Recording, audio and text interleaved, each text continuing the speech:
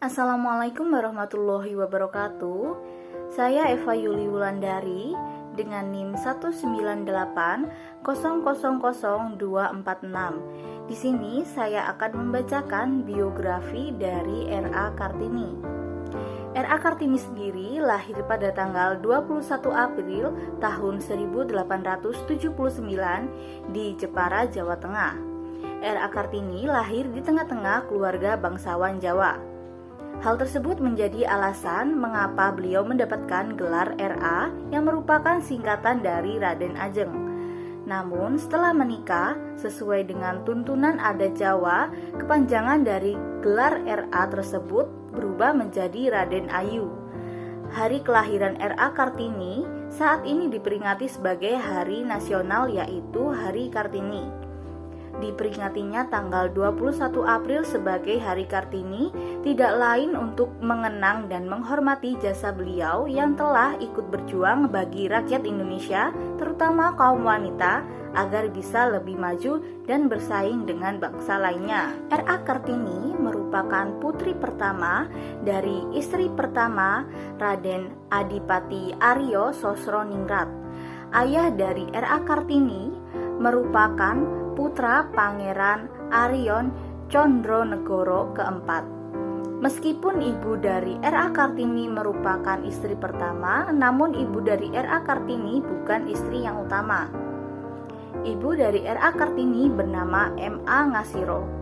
Beliau adalah seorang kiai di Telukawur, Surabaya. M.A. Ngasiro sendiri bukan merupakan putri keturunan kebangsawan. Padahal di masa kolonial Belanda terdapat peraturan jika seorang bupati harus menikah dengan sesama keturunan bangsawan.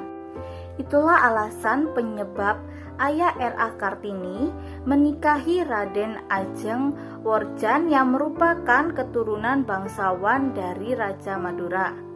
Setelah pernikahan tersebut, ayah Kartini kemudian diangkat menjadi Bupati Jepara tepat setelah R.A. Kartini dilahirkan.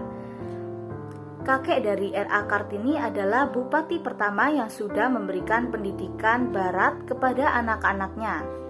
Sedangkan R.A. Kartini sendiri merupakan putri tertua di antara saudara sekandungnya. Kemudian R.A. Kartini bersekolah di ELS Europe's Large School hingga usia 12 tahun. Di masa sekolah ini, beliau belajar bahasa Belanda. Singkatnya, masa sekolah tersebut disebabkan pada umur 15 tahun R.A. Kartini harus tinggal di rumah karena sudah dipingit. R.A. Kartini sangat pandai bahasa Belanda. Dirinya mulai belajar menulis surat pada teman-teman dari Belanda. Salah satunya adalah Rosa Ambendanon yang sangat mendukung R.A. Kartini. Dimulai dari belajar surat menyurat inilah R.A. Kartini tertarik dengan pola pikir perempuan Eropa. Beliau mempelajari mengenai hal tersebut melalui surat kabar, majalah hingga buku-buku. Lalu beliau mulai memiliki keinginan untuk memajukan perempuan Indonesia yang status sosialnya masih rendah kala itu. R.A. Kartini mulai memperhatikan Indonesia. Baginya, seorang wanita harus mendapatkan persamaan, kebebasan, dan otonomi serta kesetaraan hukum. Hal tersebut kedepannya diperjuangkan oleh R.A. Kartini. 12 November tahun 1903, tepatnya ketika R.A. Kartini berusia 24 tahun, beliau diminta menikah dengan Bupati Rembang saat itu, yaitu K.R.M. Adipati Aryo Singgi Joyo Adiningrat. Suami R.A. Kartini tersebut telah memiliki 3 orang istri. Suami dari R.A. Kartini sangat memberi pengertian tentang keinginan R.A. Kartini.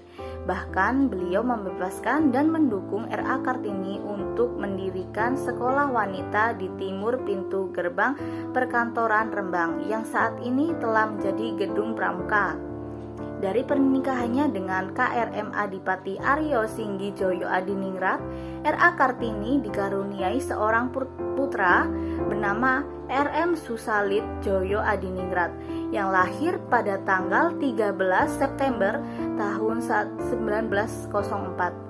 Sangat disayangkan, 4 hari setelah R.A. Kartini melahirkan, tepatnya pada usia 25 tahun, R.A. Kartini meninggal dunia dan beliau dimakamkan di Desa Bulu, Rembang. Sedangkan Susalit Djoyo Adiningrat sendiri sempat menjabat sebagai Mayor Jenderal pada masa kependudukan Jepang, di mana dirinya kemudian memiliki anak bernama R.M. Budi Sutio Susalit yang merupakan cucu dari R.A. Kartini. Lalu R.M. Budi Sutio Susalit menikah dengan perempuan bernama Rei Sri Biatini Budi Sutio Susalit. Kemudian dari hasil pernikahannya beliau dikaruniai 5 orang anak yang merupakan cicit dari R.A. Kartini, masing-masing bernama R.A. Kartini Setiawati Susalit, R.M. Kartono Budiman Susalit, R.A. Rukmini Susalit, R.M. Sumangon Bawadiman Susalit, dan R.M. Rahmat Harjanto Susalit. Tepat pada tahun 1912, Yayasan Kartini di Semarang mendirikan sekolah wanita yang diberi nama Sekolah Kartini.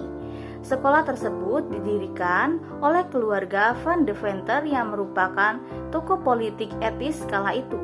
Pembangunan sekolah tersebut kemudian berlanjut di Yogyakarta, Malang, Madiun, Cirebon, dan berbagai daerah lainnya.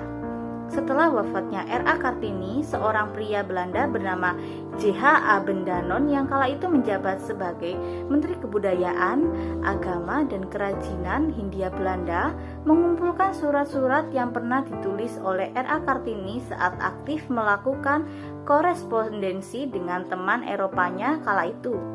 Dari situlah awal mula buku yang judul awalnya Door Duisternis tot Licht dan kemudian diterjemahkan menjadi Dari Kegelapan Menuju Cahaya, kemudian diterbitkan pada tahun 1911. Buku tersebut dicetak 5 kali dan khusus pada cetakan kelima terdapat surat-surat yang pernah ditulis oleh R.A. Kartini.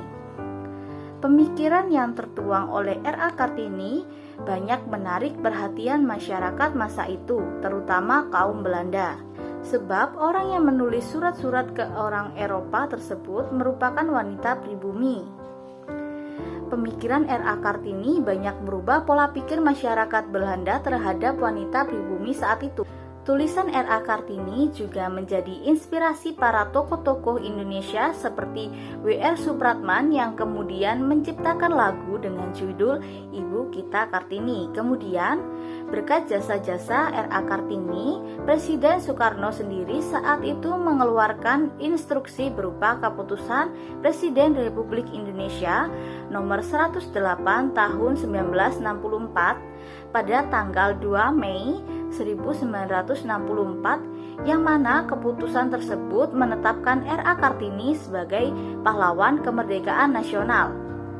Bahkan Presiden Soekarno sendirilah yang turut menetapkan hari lahir R.A. Kartini pada tanggal 21 April untuk diperingati sebagai Hari Kartini hingga masa kini. Sekian biografi R.A. Kartini yang saya bacakan. Wassalamualaikum warahmatullahi wabarakatuh.